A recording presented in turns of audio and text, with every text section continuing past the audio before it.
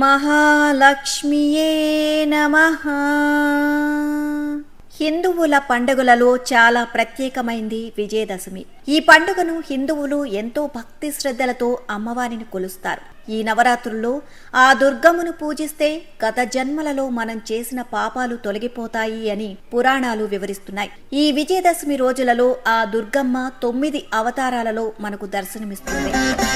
అమ్మవారు నవదుర్గల అలంకారంలో కొలువై ఉన్నారు. మొదటిగా బాలా త్రిపుర సుందరీదేవిగా ప్రత్యక్షమై ఈ లోకానికి చిన్న పిల్లల ప్రాధాన్యతను తెలిపి, రెండో అవతారంగా బ్రహ్మచారిణి దేవిగా వచ్చి యవ్వన ప్రాయంలో పట్టుదల కష్టాలను ఎలా ఎదురించాలో తెలియచేసి, మూడవ రోజు అన్నపూర్ణాదేవిగా చంద్రఘంటాదేవిగా వివాహిత జీవితం ఎలా ఉండాలో తెలియచేసి, ఇప్పుడు 4వ అవతారంలో విజయవాడలో శ్రీ మహాలక్ష్మీదేవిగా, శ్రీశైలంలో కూష్మాండదేవిగా అమ్మవారు దర్శనమిస్తున్నారు.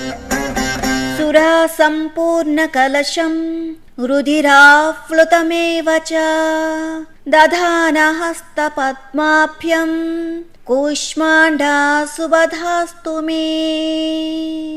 అంటే ఈ అమ్మవారి రూపం 8 చేతులతో దర్శనమిచ్చి 4 చేతులలో ధనస్సు, బాణం, చక్రం, గదతో ఉండి మరో 4 చేతులలో కమలము, అమృత కలశం, జపమాల, కమండలం కలిగి ఉన్నది అని అర్థం.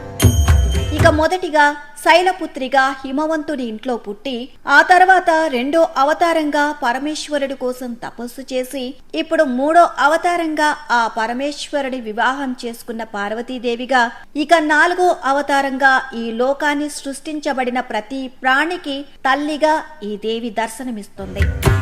ఇక కూష్మాండదేవి అమ్మవారిని ఎక్కువ కాంతివంతమైన వెలుగుగా అభివర్ణిస్తారు. ఎందుకంటే ఈ లోకాలు అన్ని దాటుకుని చివరి వరకు వెళ్తే అక్కడ ఒక వెలుగు ఉంటుంది. ఆ వెలుగే ఈ అమ్మవారు అంటారు. అలానే సృష్టిలో ఉన్న ప్రతి ప్రాణి మనుగడ సాగించే ఒక దివ్య శక్తే ఈ కూష్మాండ రూపం అని పురాణాలు చెబుతున్నాయి. ఇక 4వ రోజు అమ్మవారికి గులాబీ రంగు చీరను సమర్పిస్తారు. శ్రీ మహాలక్ష్మి అమ్మవారికి నైవేద్యంగా పూర్ణాలు, పానకం, వడపప్పు సమర్పిస్తారు. కూష్మాండదేవికి చిల్లు లేని అల్లపు గారెలు సమర్పిస్తారు. ఇక తెల్ల కలువ పూలు, సంపెంగ పూలు, సన్నజాజులు లేదా తామర పువ్వులతో పూజను చేయొచ్చు. అలానే పూజలో ఉన్నవారు ముఖ్యంగా ఈ రోజు ఆహారంలో ఉల్లిపాయతో చేసిన ఆహారం తినకూడదు. ఈ కూష్మాండ అలంకారంలో ఉన్న ఈ తల్లి బ్రహ్మాండాన్ని సృష్టించిన తల్లి కనుక ఈమెను ధ్యానించిన వాళ్ళకి కోరిన కోరికలు తీరుతాయి. ఏది అనుకుంటే అది జరిగిపోతుంది. ముఖ్యంగా ఆ తల్లి చేతిలో ఉన్న అమృత కలశం అన్నిటికన్నా శక్తివంతమైంది కనుక ఆ అమృత కలశాన్ని అమ్మవారి నామంతో ధ్యానించినట్లయితే ఎవరైతే దీర్ఘకాలిక రోగాలతో బాధపడుతున్నారో ఆ బాధను తగ్గించి, వ్యధను తీసివేసి ఆరోగ్యాన్ని, ఆయుష్ను, బలమును ప్రసాదిస్తుంది ఈ దేవత.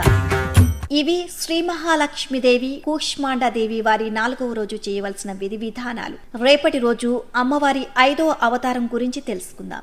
ఈ వీడియో గనక మీకు నచ్చినట్లయితే ఛానల్ ను సబ్స్క్రైబ్ చేసి నన్ను ఆశీర్వదిస్తారని కోరుకుంటున్నాను. సంస్కృతి సంప్రదాయాలను పాటిద్దాం. సనాతన ధర్మాన్ని నలుదిక్కులా వినిపిద్దాం. హిందూ ధర్మాన్ని కాపాడుదాం. మన ధర్మక్షేత్రాన్ని నిలబెడదాం.